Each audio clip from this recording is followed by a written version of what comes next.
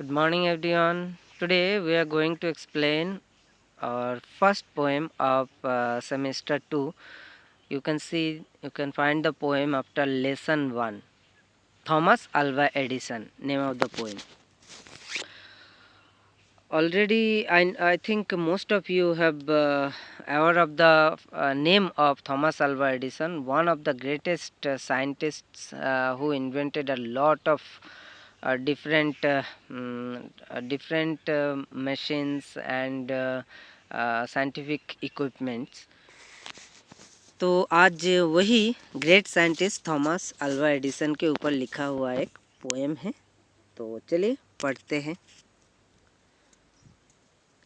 Thomas Alva Edison, a most unusual boy, never really bothered much with any childish toy. Thomas Alva Edison एक unusual boy था, normal बच्चे नहीं था, थोड़ा सा बाकी बच्चों से अलग था। Never really bothered much with any childish toy. Normally बच्चे लोग क्या करते हैं, खिलौने से खेलना पसंद करते हैं, पर थॉमस अल्वा एडिसन को खिलौने से कोई ज़्यादा दिलचस्पी नहीं था। His teacher thought he couldn't learn and sent him home from school, but Tommy's mother knew for sure he wasn't any fool. His teacher, Thomas Alva Edison, आप लोगों को बता दूं, बचपन में उसको पढ़ने लिखने से बहुत समस्या हुआ करता था। वो कई सारे लेटर्स को समझ ही नहीं पाते थे और सेंटेंस को प्रॉपर ग्रामेटिकल वे में लिखना तो उनका बस का बात ही नहीं था। तो ज़्यादातर एग्ज़ाम में वो बहुत ही पुअर नंबर स्कोर किया करते थे, पुअर नंबर मिलता था उनको। तो अंत में थॉमस के जो टीचर्स थे उन लोग उनके मम्मी को बुलाए स्कूल में और उनको मम्मी को ये बताते हुए भेज दिए कि इस बच्चे हमारे स्कूल के बाकी बच्चे के स्टैंडर्ड से बहुत पुअर है और यहाँ उससे पढ़ाई नहीं हो पाएगा। सो थॉमस अल्वा एडिसन के टीचर उनको भेज दिए स्कूल से घर, परंतु थॉमस के mummy, but Tommy's mummy, Tommy, Thomas Alva Edison के उसके मम्मी टॉमी नाम से पुकारते थे, ठीक है। टॉमी के मम्मी को ये निश्चित पता था कि थॉमस कोई बेवकूफ़ बच्चा नहीं है। क्लियर?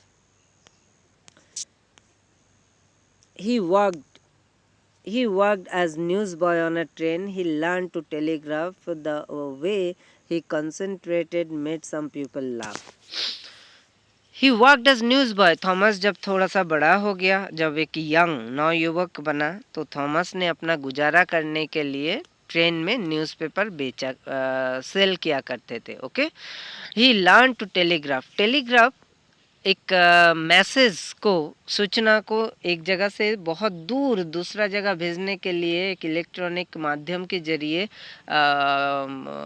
भेजा जाता था। उसी का ही एक यंत्र नाम था टेलीग्राफ, ठीक है। जब जब मोबाइल या सेलफोन का आविष्कार नहीं हुआ था, तब तक एक दूर दराज जगहों में संदेश को लेने देने के लिए, भेजने तथा पाने के लिए टेलीग्राफ का प्रयोग हुआ करता था। ही लर्न टू टेलीग्राफ। थॉमस ने संदेश को दूर दूर जगहों में भेजने के लिए वो कौशल सीख लिया था, कौशल जाना था। The way he concentrated made some people laugh. वो काम जब करते थे, अपने काम में इतना मगन होके करते थे कि उसको नहाना, खाना पीना वो सब भूल जाते थे।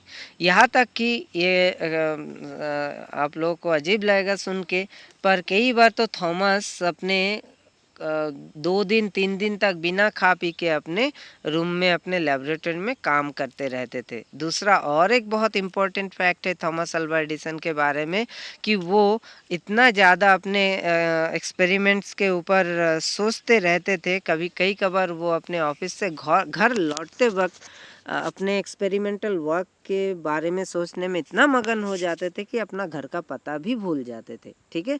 तो इसीलिए कहा गया है the way he concentrated made some people love.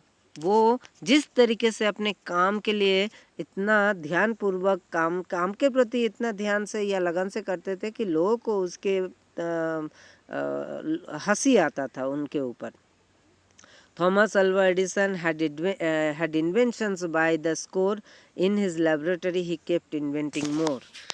Thomas Alva Edison फिर पूरी तरीके से अपने जीवन साइंटिफिक एक्सपेरिमेंट में गुजार दिए, ठीक है, और वो अपने लेबोरेटरी में सैकड़ों नए नए आविष्कार या नए नए चीज़ों का इन्वेंशन किया, खोज किए. Had invention by the score मतलब are great number of inventions, बहुत ज़्यादा मात्रा में नए नए चीज़ों का आविष्कार उसने किया था. In his laboratory he kept inventing more, और जीवन के अंत तक वो नए नए चीज़ों की आविष्कार करने में लगे हुए थे. The phonograph, electric light with fuse sockets to a super storage battery and movies were a few. Phonograph क्या है?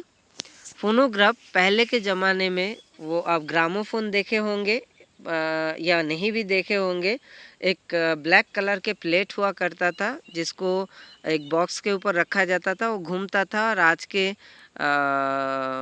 मतलब सीडी प्लेयर के तरह ही काम करता था और गाना बजा करते थे, ठीक है. उसी डिस्क, उसी फोनोग्राफ का एक मॉडर्न वर्जन है सीडी ड्राइव. क्लियर? तो सीडी ड्राइव का मॉडर्न वर्जन जिसमें गाना रिकॉर्ड किया जा सकता था या सुना जा सकता था, उस फोनोग्राफ इलेक्ट्रिक लाइट, आज जिस लाइट बल्ब का हम इस्तेमाल करते हैं घर में, वो असल में थॉमस अल्वा एडिसन के द्वारा ही इन्वेंट किया गया था. With fuse sockets too. Fuse is कई सारे इलेक्ट्रिक गैजेट में, इलेक्ट्रिक इक्विपमेंट्स में एक स्पेशल स्विच रहता है जिसे हम फ्यूज़ कहते हैं. वो इलेक्ट्रिक गैजेट को एक प्रोटेक्टर की तरह काम करता है. वो बहुत ज़्यादा हेवी करंट फ्लो होता है या फिर लो वोल्टेज में वो फ्यूज़ डायरेक्टली उस मशीन को हानि पहुंचाने से पहले ही सर्किट को, वहाँ फ्यूज़ वाला तार कट जाता है और सर्किट बंद हो जाता है और दामी दामी इक्विपमेंट जो इलेक्ट्रिक गैजेट्स होते हैं वो बच जाता है. तो ये सारे fuse sockets, phonograph, electric light, super storage battery और मूवी फिल्म, ये सब उनका ही आविष्कार, उनका ही देन था. If not for mister Edison how dull our life would be. We might not have the radio, x-ray और टीवी. थॉमस अल्वा एडिसन यदि ना होता तो सोचो हमारी ज़िंदगी कितना डल होता, कितना अधूरा होता, कितना कम रोमांचक होता. क्यों? क्योंकि ना तो हमारे पास रेडियो होता, ना तो एक्सरे होता, ना तो टीवी होता, क्योंकि ये सब उन्हीं का देन है, ठीक है. उन्हीं के थ्योरी के ऊपर बेस करके आगे और भी कई सारे तरह तरह के इन्वेंशन बना. तो वो एक ग्रेट साइंटिस्ट थे, परंतु बचपन वाला जो उसका पढ़ाई लिखाई वाला ज़िंदगी था वो बहुत ही डल लाइफ था. तो ये एक इंस्पिरेशन है उन सभी स्टूडेंट्स के लिए जिनको अभी भी इस बचपन वाले ज़िंदगी में पढ़ाई लिखाई में थोड़ा सा कमज़ोरी महसूस होता है. आप लोग अपने आप को थॉमस के जीवन से इंस्पिरेशन ले सकते हैं, क्योंकि पढ़ाई लिखाई बचपन में चाहे थोड़ा कम क्यों ना हो, पर आखिर में ज़िंदगी के एक सर्टेन समय के बाद आप ज़िंदगी में जब एक मकसद ढूंढ लीजिएगा तो आप भी बहुत बड़े एक कलाकार बन सकते हैं, बहुत बड़े एक इन्वेंटर बन सकते हैं, एक कोई भी जिसे इस दुनिया के पूरा लोग जाने ऐसा एक महान आदमी बन सकते हैं. तो ये एक शानदार पोएम है आप सभी के लिए. गौर से एक बार इस पोएम को फिर से आप लोग सुनिएगा, एक्सप्लेनेशन फिर रीड कीजिएगा. Okay, thank you.